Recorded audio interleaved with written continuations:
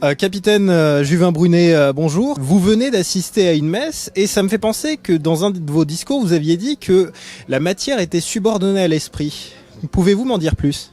Bien, c'est ce que je crois profondément. Au-delà d'une simple pensée politique, de programme de quoi que ce soit, on est bien au-delà de tout ça aujourd'hui. C'est ma croyance personnelle, profonde, et que je partage aujourd'hui avec des dizaines de personnes qui ont participé à cette messe. C'était très émouvant. Et les autres centaines aussi qui ont tous une lointaine, qui bénéficient tous d'une lointaine inspiration de cette civilisation chrétienne dans laquelle nous sommes depuis 15 siècles. Nous abordons le 16e siècle de l'histoire de France, une histoire de France qui a été baignée notamment par la culture, mais aussi par le cultuel et cultuel. C'est pour cela que nous ne pouvons pas faire économie de notre héritage cultuel, parce qu'il a aussi conditionné pour partie notre héritage culturel. Et ces choses-là sont absolument indissociables. Et c'est parce que nos ennemis veulent dissoudre la France, ils s'y sont pris justement à nos cultes, à notre culte principal, et à la culture qui y était afférente. Et c'est pour cette raison, et en utilisant cette arme de l'infiltration des cultes, puis du sabotage de certains cultes, et enfin du noyautage et de la dislocation de tout ce que nous sommes, en termes de patrimoine immatériel, c'est ce patrimoine immatériel qu'ils ont attaqué, parce que s'ils attaquent ce patrimoine, ils attaquent en fait ce qui est le réservoir de votre force morale. Et s'ils attaquent cette force morale, qu'ils épuisent son réservoir, il y aura demain plus aucun combattant. Parce que les vrais combattants ont besoin, et dans les armées on le sait très bien, de la force morale. Si vous avez un adversaire, un ennemi, vous arrivez à demain à lui enlever sa force morale, à lui enlever en fait l'envie de se battre, vous avez déjà gagné la guerre. Le Comité de salut du peuple, c'est une association nationale qui a plus de 1700 membres actifs, environ 115 comités à jour et 4000 membres honoraires. Donc une très belle association qui a 2 ans d'existence, mais qui a traversé une épreuve terrible. Parce que à peine rentrions-nous dans la 2e année de l'existence du Comité de salut du peuple que son président, moi-même, je suis parti en prison, poursuivi en fait pour des indices graves et concordants qui faisaient penser à une forme de délinquance de ma part, l'expression d'une délinquance, d'une criminalité pour laquelle je me suis défendu, mais qui avait tout d'un parfum politique. Je pense qu'il s'agit d'une offensive politique maquillée avec un vernis juridique, voire judiciaire, pour essayer en fait de neutraliser notre démarche, qui est pourtant une démarche absolument bienfaisante et bénéfique à tous les Français. C'est-à-dire que nous souhaitons réunir au plus large tous les citoyens, quelles que soient leurs obédiences, leurs croyances, leur culture. Nous voulons les réunir dans un fait citoyen, mais aussi national. Parce que tous ces peuples de France qui existent, qui ont tous des langues, des cultures, réunis en nations, c'est cette nation qui est l'héritière de la civilisation française. Donc tout se tient. Quand on parle de civilisation chrétienne, mais on parle de nations qui réunissent tous les peuples pas les peuples du monde, mais les peuples de France, tout ceci est intimement lié. Et nous ne pouvons pas en fait enlever, déterrer tous ces liens de cohérence qui font ce que nous sommes, nous, Français.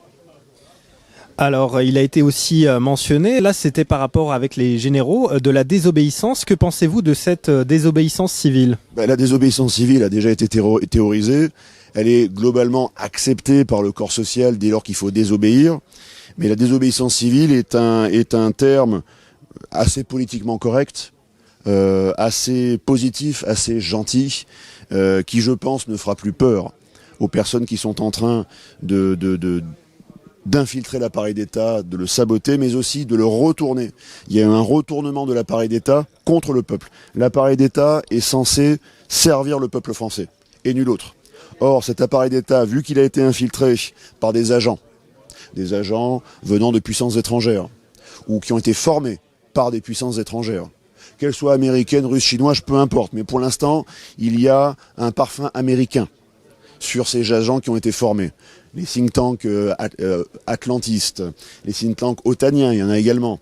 Toutes ces personnes ont été formées intellectuellement pour défendre des intérêts, malgré eux, qui ne sont pas des intérêts nationaux, qui ne sont pas des intérêts français.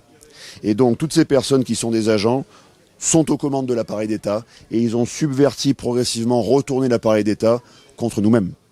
Donc nous devrons, c'est obligatoire. Si nous voulons avoir demain une destinée politique, nous devons reprendre le contrôle de l'appareil d'État. Par les voies légales, si elles sont encore permises, mais le doute justement est permis par rapport à ces voies légales parce que les manifestations ne servent plus à rien.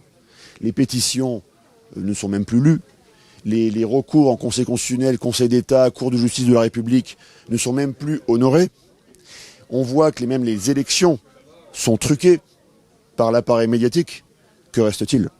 C'est toute la question de ces 2 jours de congrès. Que pensez-vous justement de cette Union européenne qui subordonne la France ? L'Union européenne est ni plus ni moins qu'une construction américaine, comme l'a excellemment démontré Philippe de Villiers dans son livre, que je recommande à tout le monde.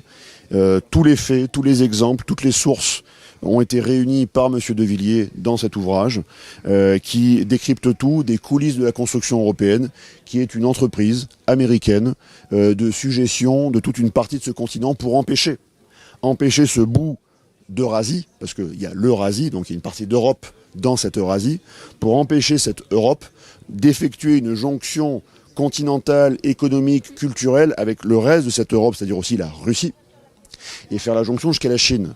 Parce que dès lors que l'Europe, la Russie et la Chine formeraient demain un bloc continental économiquement homogène, intégré, financièrement différentes choses, avec des cultures différentes, voilà, et des objectifs politiques différents, mais malgré tout une intégration, ce serait la fin.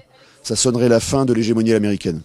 On parle aussi souvent de dédollarisation de l'économie, mais vous avez aussi créé le franc libre. Pouvez-vous nous en dire plus ? Alors là, pour l'instant, le franc libre est une initiative associative que l'on avait prise pour permettre à tous les membres de l'association de bénéficier d'une monnaie locale complémentaire. Et à mon corps défendant, j'ai appelé ça une monnaie nationale, j'aurais jamais dû faire ça, voilà, très simplement.